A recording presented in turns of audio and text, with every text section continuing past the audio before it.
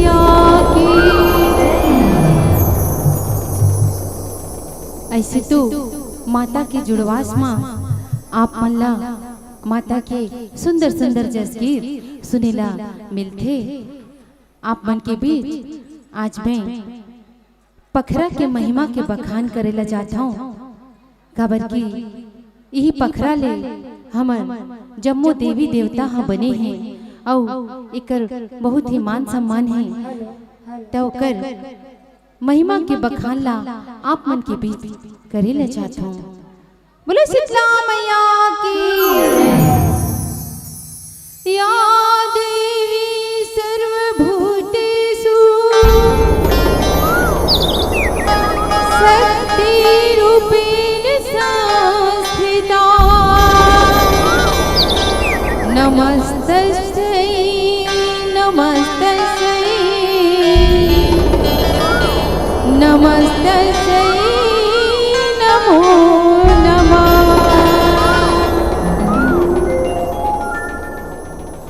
पखरा पखरा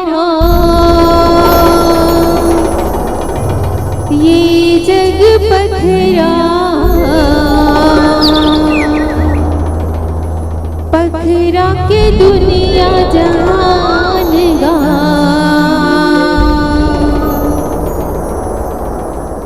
पखरा पखरा ये जग पखरा, पखरा की दुनिया जहानेगा।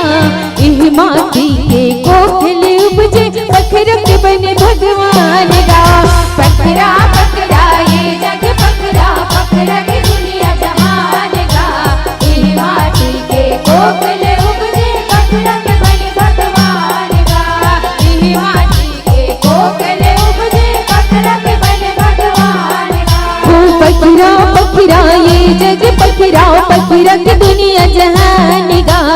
इह माटी के कोखले उपजे, पखरा के बने भगवान गा। पखरा पखरा ये जग पखरा, पखरा की दुनिया जहानेगा। इह माटी के कोखले उपजे, पखरा के बने भगवान गा। पखरा के बने भगवान गा। पखरा के बने भगवान गा। पखरा के बने भगवान गा।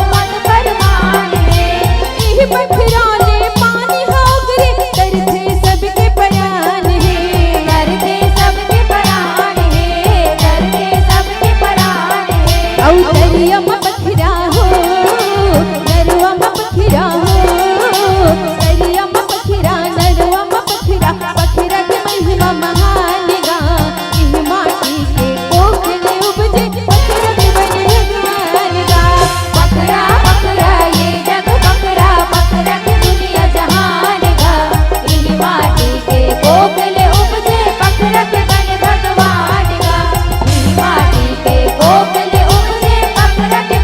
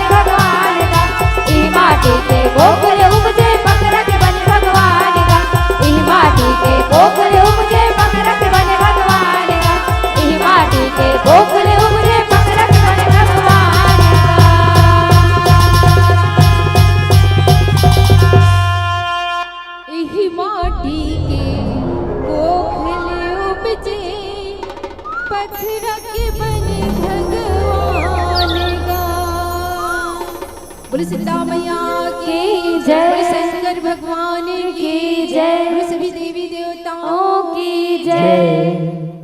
पखरह पखरह